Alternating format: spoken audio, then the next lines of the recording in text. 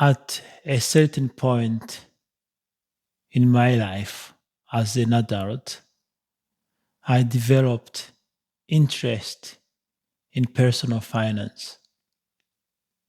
That was through reading books on the related subject and also by listening to podcasts and sometimes watching some YouTube channels.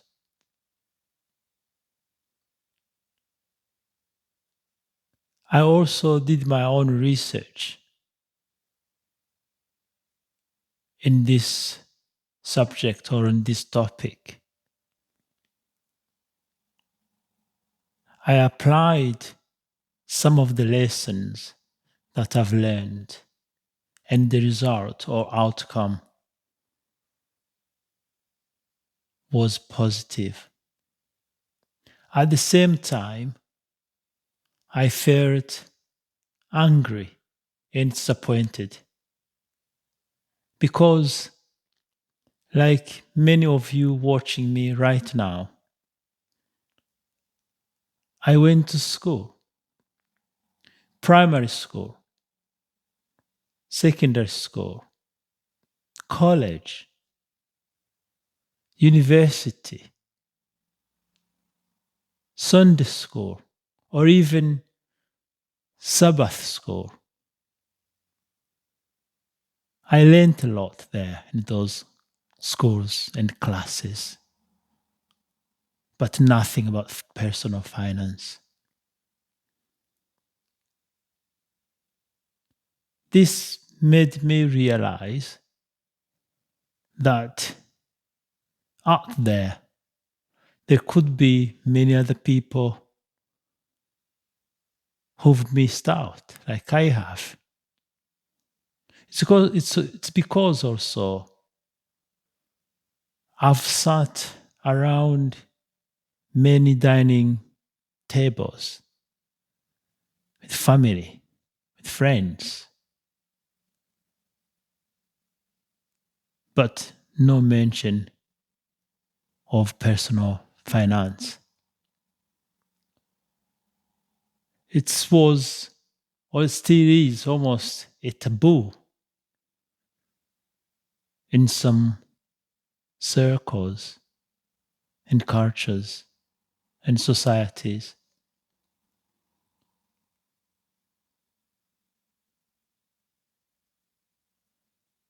I've decided to put together a string of talks or lessons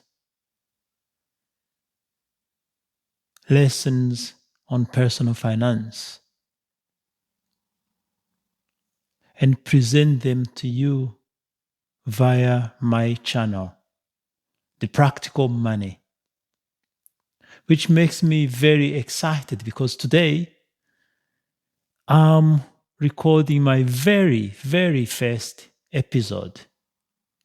That's after a long time of thinking about it and feeling shy. So I'm proud of myself today and I'm very, very happy. I mean, very happy. And presenting my first episode, I wouldn't have started with any other topic than introducing money. What is it really? So let me ask you something. You've got it in your wallet, you check it on your phone, you worry about it at 2 a.m. But if I ask you right now, what's actually money? Could you answer that? Most people can't. I mean, smart people, people with degrees, people who've been handling money their whole lives. Don't worry though. Until recently, I couldn't either. I'm Theo Magambo. Welcome to the Practical Money, where we cut through the noise and get real about finances. No jargon, no sweets, just honest, practical stuff that actually helps. And today we are starting at the very beginning. Because if you don't understand what money really is like thinking of a builder who is trying to build a house without knowing what bricks are. How would you understand saving, investing, and budgeting without knowing what money is? Before we get started, just a quick note. This podcast is for educational purposes only. It only reflects my views and experiences. I'm not a financial advisor, so this is not personal finance advice. Here is something funny. If you ask Google, what is money? You will get a very boring answer, involving words like medium of exchange and unit of account, which is technically correct but completely useless. So let's try a different approach. Cast your mind back, way back, before banks, before coins, before even paper. Imagine you are a farmer. You've got chicken, loads of chickens, more than you need. What you really want is a new pair of shoes. So you go and find a shoemaker and say, hey, I will give you 3 chicken for those shoes. But the shoemaker looks at you and says, I'm vegetarian. This is the problem with barter. It only works if both people want exactly what the other person has. Economists call this the double coincidence of wants, which is a fancy way of saying, good luck with that. So humanity has come up with something smarter.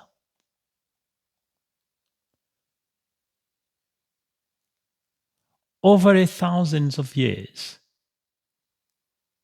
people used all sorts of things as money. Cowrie shares in ancient China and Africa, grain in Egypt, salt. Yes, salt in ancient Rome. That's actually where the word salary comes from. Roman soldiers were sometimes paid in salt. So next time you complain about your pay, just be grateful you are not dragging home a bag of salt.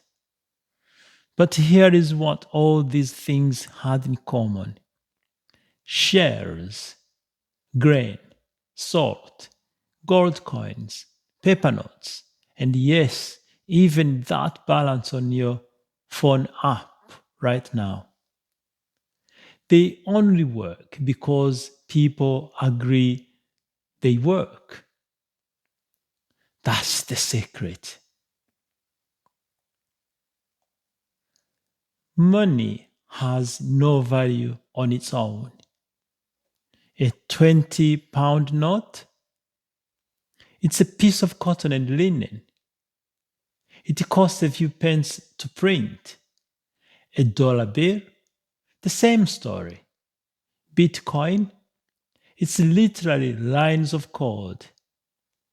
What gives money its value is trust, collective belief.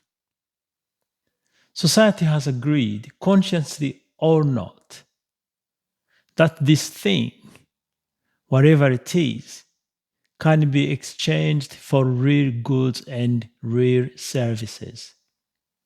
The moment that trust disappears, the money is worthless. We've seen it happen. Zimbabwe in 2008. Inflation got so bad that a loaf of bread cost billions of dollars. People were literally carrying cash in wheelbarrows, not because they were rich, because the money had become almost worthless. That's not ancient history, it is living memory. Okay, so now we can give money a proper definition and it won't put you to sleep. Money does three things. One, medium of exchange. It's the thing we use to swap goods and services. No more chickens for shoes awkwardness. Two, store of value. You can earn money today and spend it next year. Try doing that with chicken.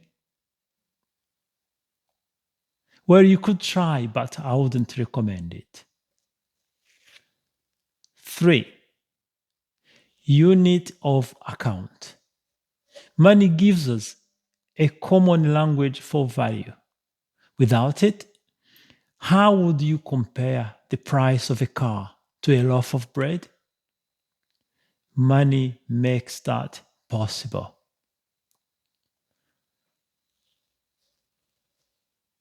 So, why does any of this matter to you practically?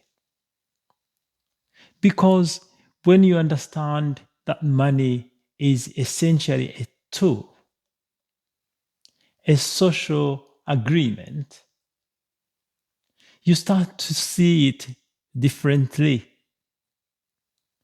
You stop being afraid of it. You stop treating it like some mysterious force that other people understand and you don't. You start asking better questions. Not just how do I get more money, but what is the money actually doing for me? Is it working? Is it sitting still? Is it losing value? That's what this channel is about.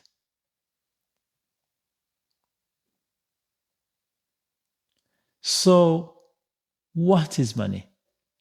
It's a tool. It's a story we all agree to believe in. Like any tool,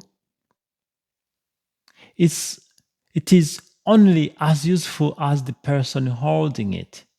The good news? You can learn to use it better. That's literally why we are here. So if you found this useful, subscribe because we are just getting started. And next week, we are talking about something most people get completely wrong: the difference between income and worth. Spoiler alert, they are not the same thing. I am Theo Magambo, and this is The Practical Money. See you next week. Goodbye.